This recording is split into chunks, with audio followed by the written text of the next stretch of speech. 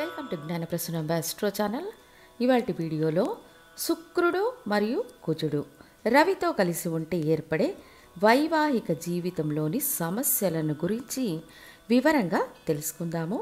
సహజంగానే శుక్రుడిని మనం కలత్రకారకుడని పేర్కొన్నా కూడా స్త్రీలకు కుజుడు కలత్రకారకుడిగా ముఖ్యమైన బాధ్యతలను నిర్వర్తిస్తాడు. ఒక పురుషుడి జాతకంలో శుక్రుని స్థితిని అనుసరించి భార్య అందం, అదృష్టం, యోగం, పురోగతి మొదలైనవన్నీ లెక్కించవచ్చు.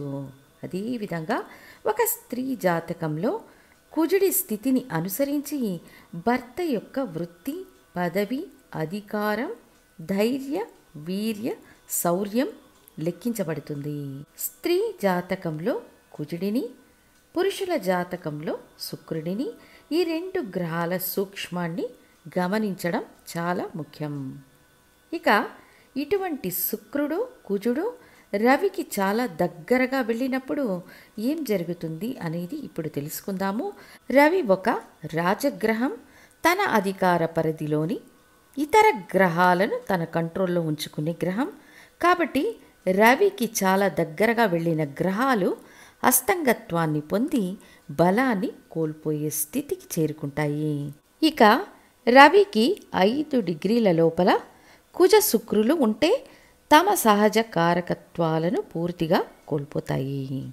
ఒక పురుషుడి జాతకంలో శుక్రుడు రవితో కలిసి 5 డిగ్రీల లోపల ఉండి ఇక్కడున్న శుక్రునికి ఏ విధమైన పరోక్ష బలం దొరకనప్పుడు ఈ జాతకునికి వైవాహిక జీవితంలో సమస్యలను ఎదుర్కొనే విధి ఏర్పడే తీరుతుంది. ఇది మరచిపోకూడని వాస్తవం. అంతేకాక సప్తమ స్థానంలో కూడా పాపగ్రహాలు ఉంటే ఈ విధి ఇంకా తీవ్రంగా మారుతుంది. ఉదాహరణకు ఒక వృషభ లగ్నం, లగ్నంలోనే శుక్రుడు స్వంత రాశి అనే స్థితిలో రవితో 5 డిగ్రీల లోపల కూడా కేతువుతో ఉన్నారు. సప్తమ స్థానంలో వక్రబలం పొందిన శని, కుజుడు కూడా రాహువు ఉన్నారు.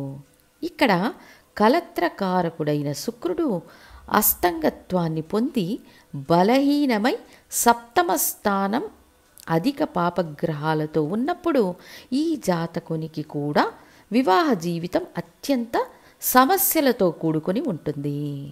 అదే శుక్రుడు రవితో 5 డిగ్రీల లోపల ఉండి సప్తమ స్థానంలో ఏ పాపగ్రహాలు ఉండకుండా ఉంటే జాతకుడికి వివాహం అవుతుంది.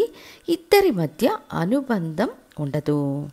ఒక స్థానానికి ఉన్న బలాన్ని మనం తెలుసుకోవడానికి 3 విధి విధానాలను అనుసరించాలి. ఒకటి ఆ స్థానం, తర్వాత ఆ స్థానంలో ఉన్న గ్రహాలు, తర్వాత ఆ స్థానానికి బాధ్యత వహించే గ్రహాలను పరిశీలించి లెక్కించాలి. ముక్కోట గ్రహాలు అనే వరుసలో రవి, బుధ, శుక్రులు దగ్గరగా ఒకే మాదిరిగా సంచరిస్తూనే ఉంటారు. సంవత్సరంలో 50% శుక్రుడు రవికి దగ్గరలోనే సంచరిస్తుంటారు. కాబట్టి చాలా వరకు వైవాహిక బంధం ప్రభావితమవుతుందా అంటే అవును అని చెప్పవచ్చు. అయితే అదే సమయం సప్తమ స్థానంపై గురు చంద్రుల వీక్షణ ఉంటే మినహాయింపులుగా ఏర్పడి ఆ ప్రభావం యొక్క తీవ్రత బాగా తగ్గిపోతుంది. సో రవి శుక్రులు కలిసి 5 డిగ్రీలలో ఉన్నప్పుడు సప్తమ స్థానం, ఈ స్థానాన్ని ఆక్రమించిన శుభ అశుభ గ్రహాలు మరియు సప్తమాధిపతి స్థితిని బట్టి వైవాహిక జీవితం ఎలా ఉంటుందనేది నిర్ణయించబడుతుంది. ఇదే విధంగా రవి కుజుల కలయిక కూడా లెక్కించాలి.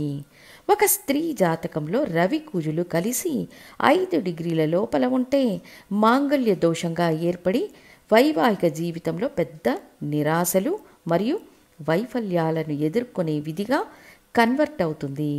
అదే సమయం వీళ్ళు కలిసి ఉన్న స్థానాలు ఇతర శుభగ్రహాలతో సంబంధం కలిగి ఉందా లేదా అని చాలా జాగ్రత్తగా తనిఖీ చెయ్యడం ముఖ్యం. అలా చెయ్యకుండా ఫలితాలు నిర్ణయించడం తప్పు. ఇరువురు కలిసి ఒక శత్రుస్థానం అనే స్థితిని కలిగి ఉండడం తీవ్రమైన నష్టం వాటిల్లుతుంది. ఉదాహరణకు కుంభంలో వీళ్ళిద్దరూ కలిసి ఉంటే ఇది వీళ్ళిద్దరికీ శత్రుస్థానం. కానీ ఇరువురి మధ్యలో శుక్రుడు ఉంటే సమస్యలకు తావు ఉండదు. అంతేకాక తులలో గురువు ఉండి తన పంచమ దృష్టితో వీక్షించిన ఫలితాలలో మార్పులు ఉంటాయి. సో రవి కుజుల కలయిక ఉన్న అన్ని జాతకాలు భర్త వల్ల సమస్యలను నొప్పిని ఎదుర్కొంటారనే నియమం కూడా చాలా మార్పులకు లోబడి ఉంటుంది. ఒకవేళ వృశ్చికంలో వీళ్ళ కలయిక ఉన్నా, వృశ్చికం పాపగ్రహ స్థానమైన, కుజుడు స్వంత రాశి అనే స్థితిలో, రవి అతిమిత్ర స్థానం అనే స్థితిలో ఉంటారు. కాబట్టి ఈ స్థానంలో రవి కుజుల కలయిక పెద్ద బాధింపుని ఇవ్వదు. చాలా జాతకాలలో వ్యతిరేక ఫలితాలకు గల కారణమే వీళ్ళు కలిసి ఉన్న స్థానాన్ని గమనించకపోవడం. ఆ విధంగా చూసినప్పుడు ఒక స్త్రీ జాతకంలో రవి కుజులు కలిసి ఉంటే మాంగళ్య దోషం, వైధవ్యం అని చెప్పడం అవాస్తవమైనది. ఎందుకంటే ఇది అనేక నియమాలను అనుసరించి మారుతుంది. ఇందులో ముఖ్యంగా రవితో బుధుడు, శుక్రుడు ఎల్లప్పుడూ పక్కపక్కనే తిరుగుతుంటారు. ఈ రవి కుజుల మధ్య శుక్రబుధులు ఉండే అవకాశాలు చాలా వరకు ఉంటాయి. కాబట్టి గమనించడం చాలా ముఖ్యం. శుభగ్రహ స్థానాలలో ఈ కలయిక ఉందా అని గమనించడం ముఖ్యం. శుభగ్రహాలు మధ్యలో ఉన్నాయా అని గమనించడం ముఖ్యం. రవి కుజులు అధిక ఉష్ణగ్రహాలు కాబట్టి ఈ నియమం ఒక స్త్రీ జాతకంలో చెప్పబడిన సప్తమ స్థానం అంటే 7వ స్థానంలో శుభగ్రహాల పాత్రను అనుసరించి సప్తమ స్థానానికి బాధ్యత వహించే గ్రహాలు ఇలా వివిధ నియమాల తరువాత మాత్రమే ఈ వ్యవస్థ ఖచ్చితంగా ఉందా లేదా అని నిర్ణయించబడుతుంది. సో విధులను తెలుసుకోవడంతో పాటు మినహాయింపులు తెలుసుకోవడం ద్వారా ఫలితాల సూక్ష్మతను నిర్ణయించవచ్చని తెలియజేస్తూ మళ్ళీ ఇంకొక ఇంట్రెస్టింగ్ టాపిక్తో మళ్ళీ మీ ముందుంటాను. ధన్యవాదాలు.